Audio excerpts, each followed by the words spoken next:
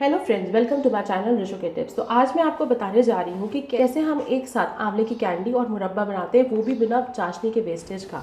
आप यहाँ पे देख रहे हो हमारी इसमें चाशनी कितनी है, ये देखिए, ये देखिए, देख रहे हैं, बिल्कुल भी इसमें चाशनी नहीं है इतनी ज़्यादा कि उसको आप लास्ट पे ज़बरदस्ती उसको शरबत बना के पीजिए या उसको फेंकिए। आप आंवले की अगर कैंडी बना रहे हो तो भी चाशनी फेंकाती थी, और या तो अगर मुरब्बा बना रहे हो तो भी फेंकाती थी। तो आज मेरे इस मेथड को आप फॉलो कीजिए, वेस्टेज को कीजिए कम और झटपट तरीके से दो रेसिपीज़ को करिए एक साथ तैयार। आइए तो चलते देखते हैं इसकी रेसिपी। तो आंवले के मुरब्बे और आंवले की कैंडी के लिए मैंने इसमें दो तरह के आंवले लिए हैं। एक तो मैंने देखिए ये बिल्कुल ऐसे हरे लिए हैं, देख रहे हैं, सबकी साइज़ लगभग एक ही है, पर एक बिल्कुल हरे और कच्चे हैं और एक थोड़े से देखिए ऐसे थोड़े से पके हुए हैं। ये जो पके वाले हैं इनका मैं मुरब्बा बनाऊंगी और जो ऐसे हरे वाले हैं इनका हम बनाएंगे आंवला की कैंडी। जो वेट है ये मैंने लिया है 750 ग्राम। आधा किलो हम रखेंगे मुरब्बे के लिए और 250 ग्राम की बनाएंगे हम कैंडी है। इनको हम किसी भी ऐसे फोक लेके हम इस तरह से ऐसे धीरे धीरे हम प्रिक करेंगे। बहुत ध्यान से करिएगा कि आपके हाथ में नहीं लगेंगे।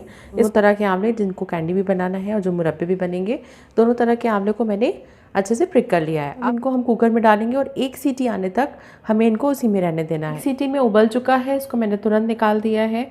बहुत ज़्यादा हमें इसे नहीं पकाना और इसका जो पानी है उसको मैंने स्ट्रेन कर लिया है। इसका जो पानी है वो बहुत ही अच्छा है, बहुत ही न्यूट्रिशियस है। उससे आप बाल वगैरह अगर धोना चाहो तो आप धो सकते हो। एक मैंने गहरी और बड़ी कढ़ाई ली है। अगर ये हमारा 750 ग्राम्स अगर हमारा ये आंवला है तो मैंने इसमें आधा किलो चीनी ली है। मैंने एग्जैक्ट बराबर चीनी ले ली है क्योंकि मैंने इसीलिए बड़ी कढ़ाई ली है कि जिससे ये इसमें जब बना हुआ तो वो डूब सके। अगर आप छोटी कढ़ाई लोगे तो आपको 750 ग्राम का फिर आपको बिल्कुल इक्वल आपको क्वांटिटी में आपको चीनी रखनी पड़ेगी। लेकिन अगर आप बड़ी कढ़ाई ले रहे हो तो आपका आराम से आधे किलो में भी हमसे हो जाएगा।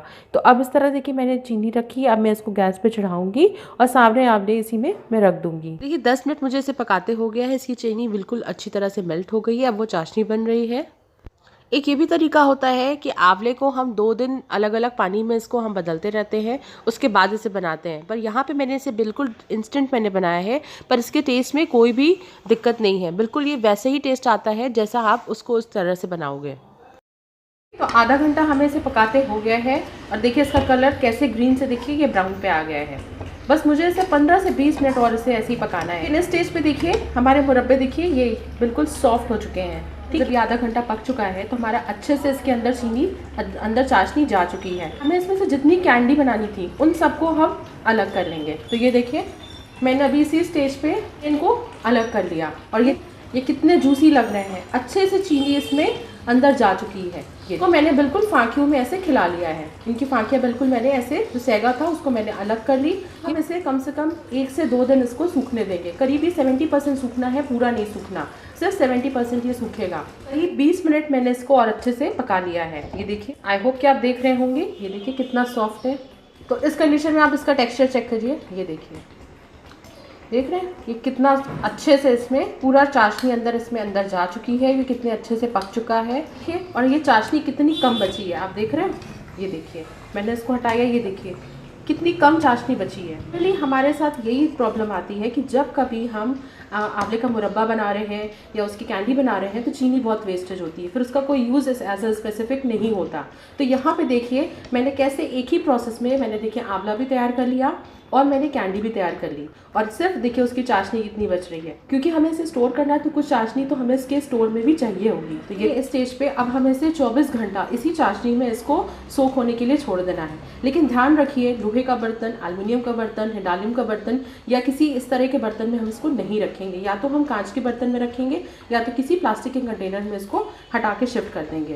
इस तरह मैंने कांच के बाउल में इनको पूरा खाली कर लिया है। एक दिन मतलब 24 घंटा मैं इसको इसी में एज इट इज रख दूंगी सोख होने के लिए। देखिए करीब 1.5 दिन मैंने मुरब्बे को शीरे में ऐसे ही इस कांच के बाउल में ऐसे ही छोड़ दिया था। इसने सारा जितना एक्सेस इसका चाशनी है वो उसने सोख लिया है और ये कितने अच्छे से देखिए जूसी होके बिल्कुल अब बन के तैयार है। और आप देखिए शीरा चेक करिए, बिल्कुल उतना ही इसमें देखिए थोड़ा बहुत शीरा बचा है जितना कि हमें इसे बॉटल में जब हम स्टोर करेंगे तो हमें इसमें थोड़ा सा जो चाहिए रहेगा। बाकी इसमें एक्सेस जो हमारा 1.5 किलो फिका जाता है शीरा, वो इसमें बिल्कुल भी नहीं है। तो एक तरफ ये हमारा बन के तैयार हुआ और 1.5 दिन मैंने उस आंवले की कैंडी को भी धूप में सुखाया था, तो मैं उसको भी आपको दिखाती हूँ। हमारे देखिए आंवले के जो पीस थे ये भी करीब मैंने 1.5 दिन धूप में सुखा दिए, तेज़ धूप में ये सूखे हैं। ये करीब 70% तक सूखे होंगे।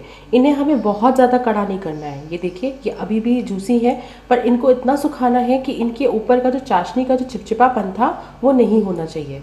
अगर ऐसा है तो उसको थोड़ा सा आप और सुखा लो, पर ये बिल्कुल भी ड्राई नहीं होना चाहिए, क्योंकि ये बिल्कुल ड्राई नहीं अच्छी लगती हैं।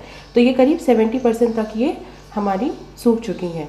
अब इसको देखिए सादा खाना पसंद करते हैं, उसमें बस वो 1 चम्मच पिसी हुई चीनी डालते हैं। इतना अच्छा टेस्ट नहीं देता। इसका एक्चुअली टेस्ट ये तब आता है और ये फ़ायदेमंद और तब हो जाता है जब इसमें हम कुछ ऐसे मसाले मिलाएंगे।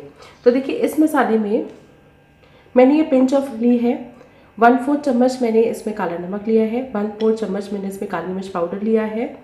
1/4 चम्मच मैंने इसमें अमचूर पाउडर लिया है। इसमें करीब 1/4 चम्मच मैंने अजवाइन और 1/4 चम्मच मैंने जीरा को अच्छे से ड्राई रोस्ट करके उसको कूट लिया है दरदरा। और ये सारा मसाला हम इसमें ऐड करेंगे। ये जितने भी मसाले हम इसमें ऐड करने जा रहे हैं ये सारा गैस में बहुत रिलीफ देता है, डाइजेशन में बहुत हेल्प करता है। और बिल्कुल अंत में 1/4 चम्मच हम सादा नमक मिला लेंगे। तो अब इसको अच्छे से मिक्स कर देंगे, अच्छे सारे मसाले। चाहो तो किसी बड़े से एयर टाइट कंटेनर में आप इसको स्टोर करके साल भर के लिए रख भी सकते हैं। तो खाना खाने के बाद आप दिन में 1 से 2 इनको खा सकते हैं। ये बहुत ही फ़ायदा करता है। आप जीरा हमारा कितना ज़्यादा वेस्ट होता था, तो यहाँ पे उसकी कोई वेस्टेज नहीं है। बिल्कुल अच्छे से और एक ही प्रिपरेशन में आप किस तरह से 2 हेल्दी चीज़ें आंवला की आप बना के तैयार कर सकते हैं।